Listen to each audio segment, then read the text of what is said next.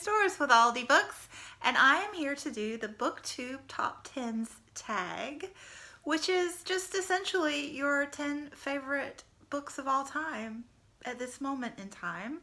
But what's special about this tag is that Old Blues Chapter and Verse, he originated this tag, but is collecting data on it and compiling it every quarter so we can see what the all-time favorite books of BookTube are, of our, our little group on BookTube anyway.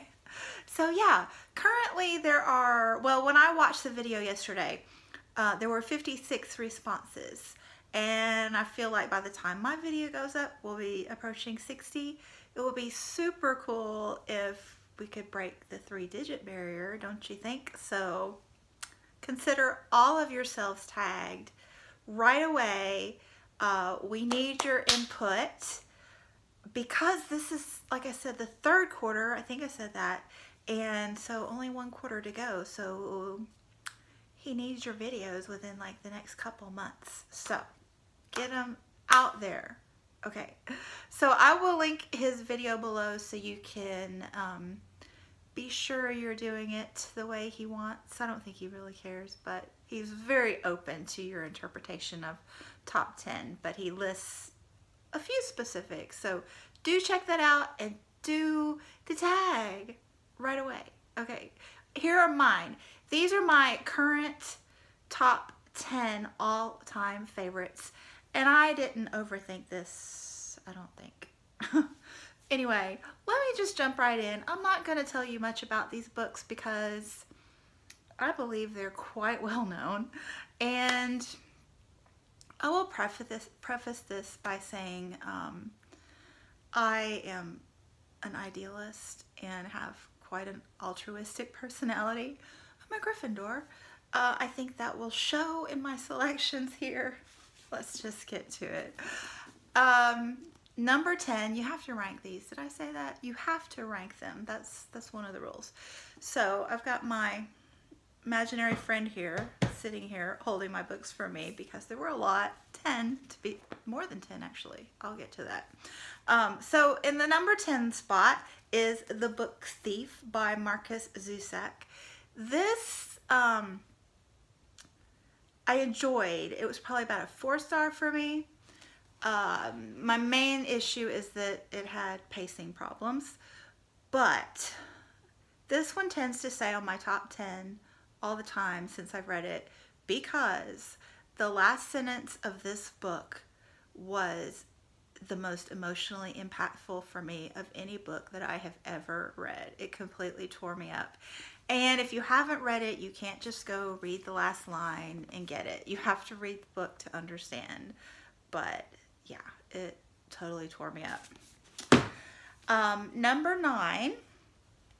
And for number 9, it would really just be this man's collection of works.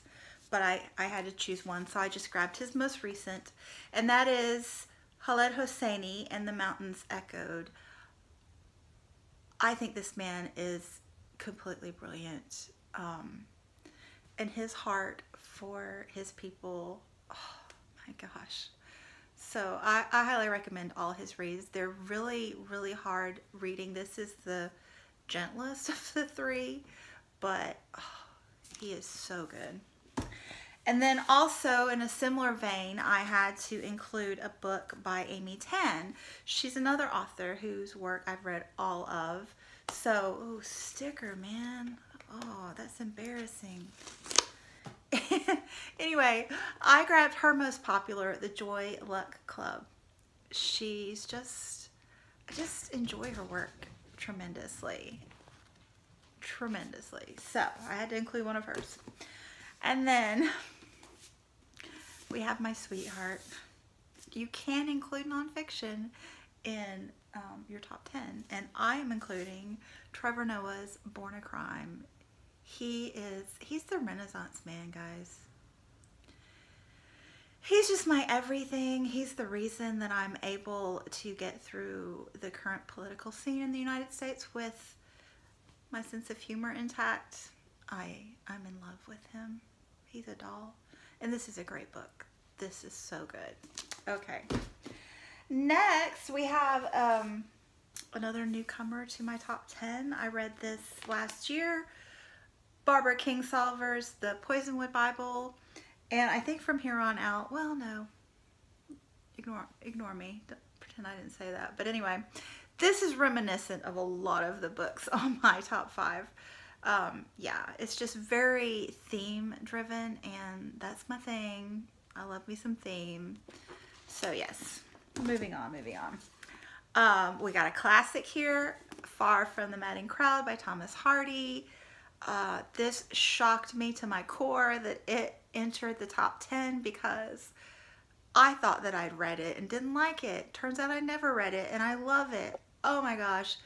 This is probably one of the most gorgeous romances ever written. And like a real romance, not that Wuthering Heights stuff. Anyway, and B's on the cover of this one. His writing is just, his nature writing is stunning. And like I said, the romance, oh, my heart skips a beat. And then we have John Irving's A Prayer for Owen Meany. This has been on my top 10 for decades, okay? And this one, it's just a delightful story from beginning to end. Very impactful. The ending, just, wow. That ending, oh my gosh. And I also collect armadillos, FYI. Another new entry, but not really. I am trying to read all of the John Steinbeck's. The Grapes of Wrath had been on my top 10 for years and years, but I decided East of Eden was a little better, and John agrees with me. He said this was his favorite work of his, so I'll go with what John thinks because he's another great writer. And yeah, I just feel like Owen Meany and East of Eden and The Poisonwood Bible, they're all very thematic books and idealistic, and that's my thing. They're my thing. Okay, slightly different, but not really. We've got Tolkien. I guess we'll go with the Lord of the Rings in here. Another little caveat of the rules is that you can include a series as a unit, so that's what I'm gonna do. I love Tolkien. My brother-in-law introduced me to Tolkien when I was 12, and I've loved him ever since. In addition to being a Gryffindor, I'm also an INFJ, an advocate, and Gandalf is my avatar. Yeah. And then the #1 spot of all time. I doubt that it will ever be usurped. It's going to be hard to ever let that happen, but Harper Lee's To Kill a Mockingbird. Every time I read it, I see something new. I laugh, I cry, I love it so very much. Scouts, my girl. Yeah. So that's it. Thanks so much for watching, and please do the tag. I will link the original below so you can get a better feel for what it's about. But yeah, statistics, people, I love them. Chat with you soon. Bye.